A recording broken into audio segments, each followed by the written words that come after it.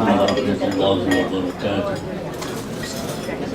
Alhamdulillahirabbil alamin wal 'aqibatu lil muttaqin wala 'udwana illa 'alal zalimin. Wassalatu wassalamu ala sayyidina Muhammad wa ala alihi wa ashabihi ajma'in. Terima kasih kepada Perdana Majlis Yang berbahagia Datuk Haji Ibrahim Tarmizi, pengerusi Jawatan Kuasa Masjid Sayyidina Abu Bakar As-Siddiq, yang juga ahli Majlis Agama Islam Wilayah Persekutuan, yang dihormati Datuk-datuk, tuan-tuan dan puan-puan, yang berbahagia Datin Habibah binti Yahya, pengerusi Persatuan Wanita Islam Bangsa selaku pengerusi Akademi Al-Quran. Dia banyak pengerusi, dia pengarah akademi. Sesuai nama lagi. Ahli Jawatan Kuasa Masjid, tetamu jemputan, para asatizah, hadirin hadirat yang dihormati sekalian. Pertamanya kita nafaskan ucapan syukur pada Allah Subhanahu wa taala kerana pada petang ini kita dapat bersama-sama dalam majlis yang mudah-mudahan diberkati Allah Subhanahu wa taala, majlis pelancaran Akademi Al-Quran Masjid Sayyidina Abu Bakar As-Siddiq. Dan saya mengambil kesempatan ini untuk ucapkan terima kasih kerana sudi menjemput saya untuk sama-sama berada dalam majlis yang diberkati ini.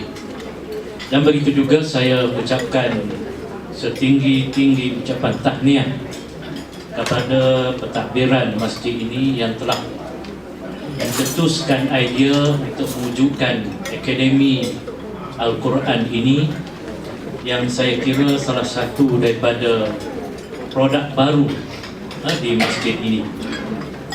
Apa yang penting kepada kita, sebagaimana yang banyak kali diperingatkan kepada kita, bahawa kitab Al-Quran yang merupakan mukjizat yang masih dapat kita lihat sehingga ke hari ini, yang satu-satunya kitab apabila kita membacanya, melihatnya, diberi pahala oleh Allah Subhanahu wa taala. Ada orang suka membaca novel, dapatlah keseronokan, kepuasan bila membacanya.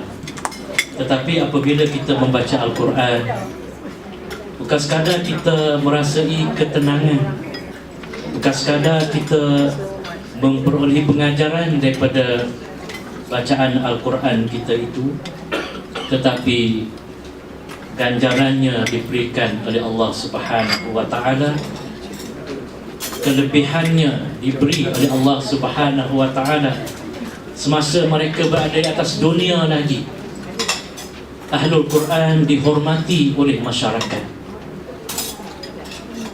dan sudah pasti bagi kita yang akan meneruskan kehidupan bukan sekadar di dunia tetapi ke alam akhirat, saat kita keseorangan dalam kubur, insya-Allah orang yang menjadi ahli Al-Quran di dunia ini, Al-Quran akan menjadi mukdisa, temannya di dalam kubur.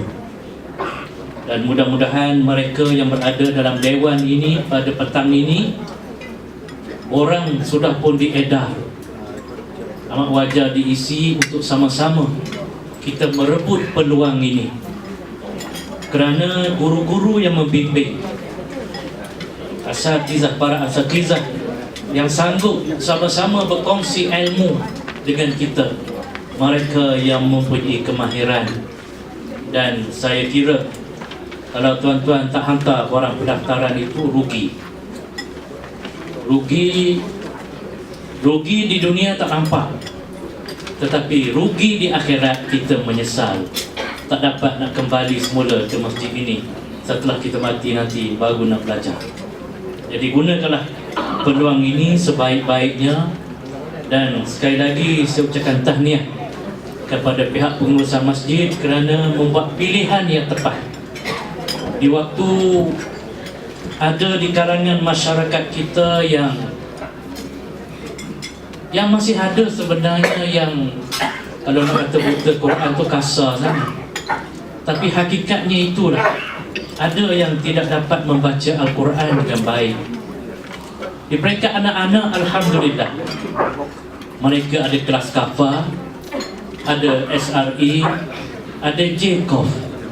Tetapi di peringkat dewasa yang terlepas dengan sistem pendidikan Islam ini, di mana tempatnya? Maka masjidlah menjadi institusinya. Akademi Al-Quran inilah tempat yang dia nak menimbus kembali kesilapan di masa lampau dengan mendekatkan diri dengan Al-Quran. Boleh belajar semua. Ilmu kiraat tu lambat lagi, tak apa. Nanti kalau ramai belajar kiraat, dibaca sembahyang semua, kiraat semua. Kiraat tu tak apa. Yang pentingnya tajwidnya, sebutan, makhraj betul, terutama yang wajib yang kita baca dalam solat. Dan dalam pemerhatian kita yang sering berlaku kesilapan bila kita baca Quran juga ialah berkait dengan wakaf dan ibtidah, tempat berhenti dan tempat di mana nak mula. Disebut Ustaz Amir Rahman, rancangan interaktif. Di mana dia berhenti, tanya Ustaz nak mula kat mana? Kenapa dia tak tahu di mana tempat nak mula? Di antaranya kerana dia tak faham ayat yang dia baca. Maka sebab itu Dato' Ibrahim, saya sarankan, kalau dah ada bagus, ilmu bahasa Arab juga sebenarnya perlu. Supaya nak pastikan kita baca Quran tu terasa nikmat. Orang Melayu, kita ni oleh kerana kita orang Melayu, bukan orang Arab, baca tak berapa faham. Tapi bila kita belajar bahasa Arab, insya-Allah akan lahir keseronokan untuk membaca Al-Quran. Maka sebab itu kalau kita membaca sejarah ulama-ulama terdahulu, bukan sekadar dia khatam Quran sebulan ketika tadarus macam kita sekali saja. Ada yang Imam Syafi'i berapa kali sepanjang Ramadan. Kita sekali pun besar-besaran majlis khatam, sekali khatam saja dengan bunga telurnya. Kalau dah setiap kali khatam Quran buat bunga telur, saya banyak mana dapat telurnya. Yang penting kepada kita, kenapa lahirnya keseronokan membaca Al-Quran? Kerana kita faham apa yang kita baca. Maka sebab itu bahasa Arab, Lughatul Quran, dapat membantu kita untuk memahami dan seterusnya menghayati apa yang ada dalam Al-Quran. Saya doakan semoga akademi ini terus dilancar hari ini dan terus hidup. Ramai guru-guru Quran yang ada, biasanya waktu lancar tu ramai. Kelas waktu teori tu okey, sampai peringkat praktikal ada yang uzur, ada yang sakit. Berdoalah semoga kita diberi kekuatan dari awal hingga ke akhirnya.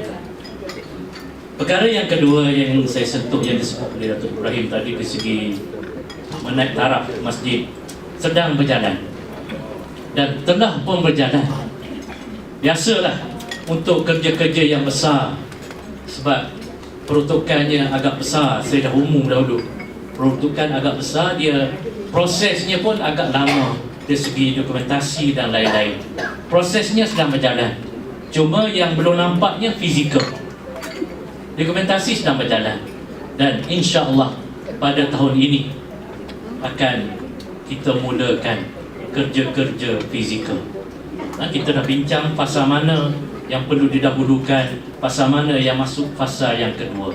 Matlamatnya insya-Allah, oleh kerana Jawatankuasa masjid ini nak supaya masjid tidak ditutup.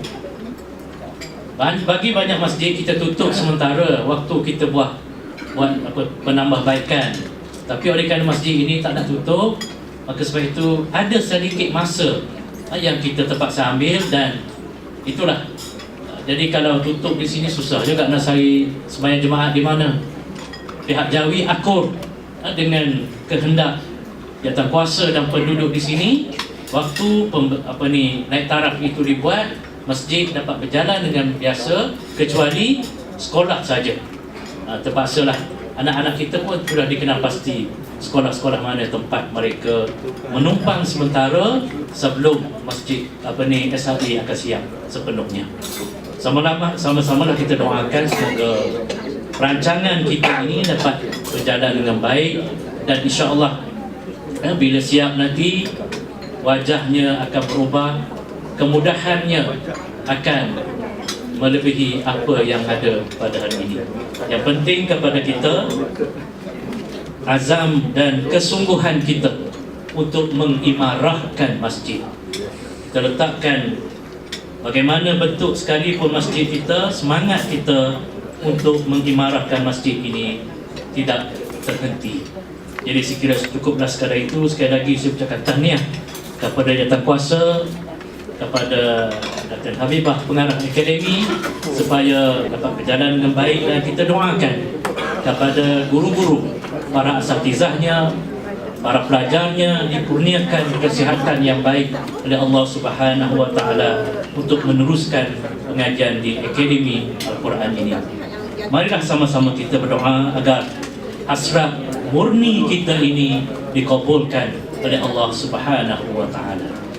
Dengan lafaz Bismillahirrahmanirrahim ini saya melancarkan penubuhan Akademi Al-Quran Masjid Sayyidina Abu Bakar Siddiq Langsa pada hari ini. Billahi taufiq al hidayah. Wassalamualaikum warahmatullahi wabarakatuh.